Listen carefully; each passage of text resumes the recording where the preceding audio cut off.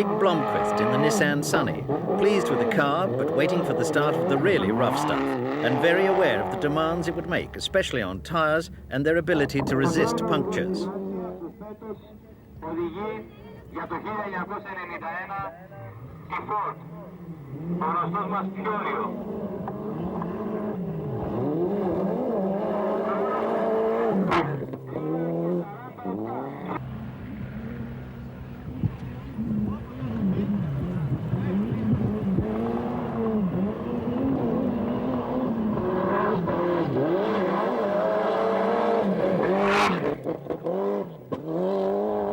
The two cars would be driven by that seasoned champion Stig Blomqvist and the British champion David Llewellyn.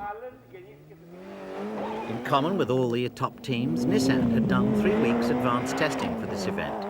A great deal of attention focused on their new electronically controlled torque split between the front and rear wheels, as well as their new limited slip differential, also electronically controlled. The torque split is normally set with 30% at the front and 70% at the back, but it can go 100% at either end. With that and the electronic limited slip diff, Nissan reckon they've greatly improved the car's performance on the straights and through the corners, giving the driver the sort of traction and grip that up to now they could only dream about. Incidentally, David Llewellyn's left foot braking is not to be recommended unless you know exactly what you're doing.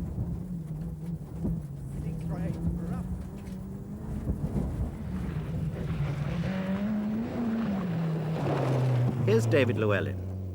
I think a good solid top 10 place would be realistically what I could look for. If we could get to the end without too many problems, we might get in the top 5, but it's going to be tough, whatever, and it's going to be tough for everybody for sure. So, you know, if we can sort of pick our way around a bit and get to the end without too many big problems, because service is so tight in between the stages. It's usually 5 or 7 minutes, and as you know, you can't do a lot in 5 or 7 minutes but change the wheels and tyres and the petrol. And of course, the heat as well always causes more strain on everything, including the drivers.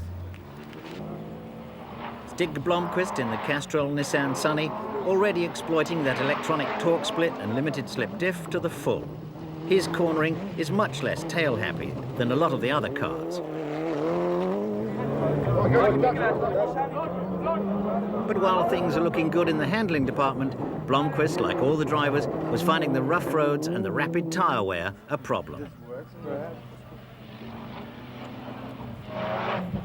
The early stages of the second leg had cost David Llewellyn 3 minutes for a puncture, and he'd had a damper change after stage 10.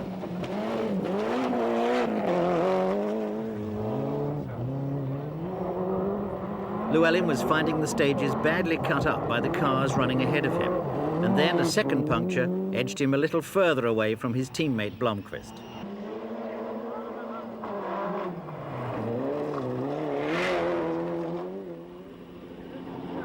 David Llewellyn had already discovered the price you pay for a puncture, and he ended the leg in 15th place, but, like his teammate, with no mechanical problems at all.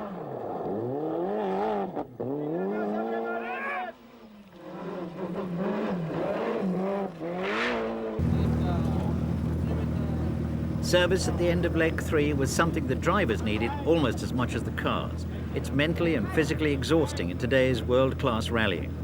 So, while the four-wheel drive, turbocharged Group A GTI-R received its tender professional care, a thirsty Stig sipped a cold drink and thought about the achievements of the day, now firmly in the top 10.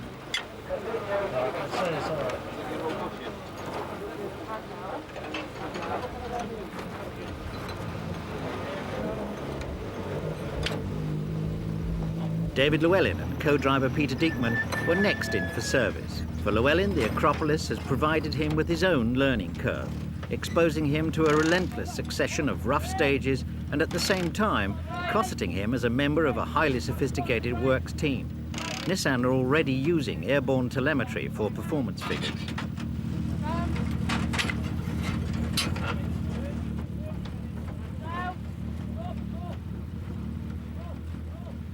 What was Llewellyn's view of the day? We've done 22 stages and it's been one after the other all the time. It's been very hot and it's been very hot in the car and hard work.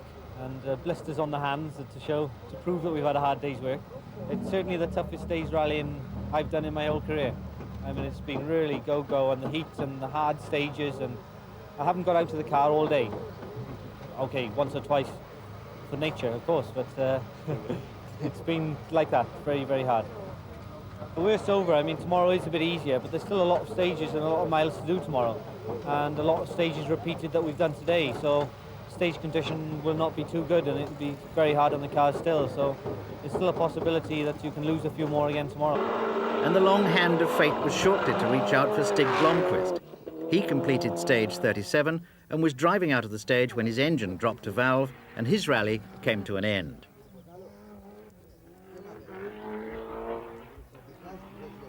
And there was a touch on the shoulder from that hand of fate for David Llewellyn as well. With Stig gone, he'd moved up into 10th place, but after the last stage of the rally, his engine began to show the same symptoms. The service crew were able to isolate the offending cylinder, and Llewellyn motored back into Athens for a hero's welcome and a hugely satisfying 9th place overall. For Nissan, Castrol and the Group A drivers, this year's Acropolis provided a vast amount of precious data, as well as a gratifying finish.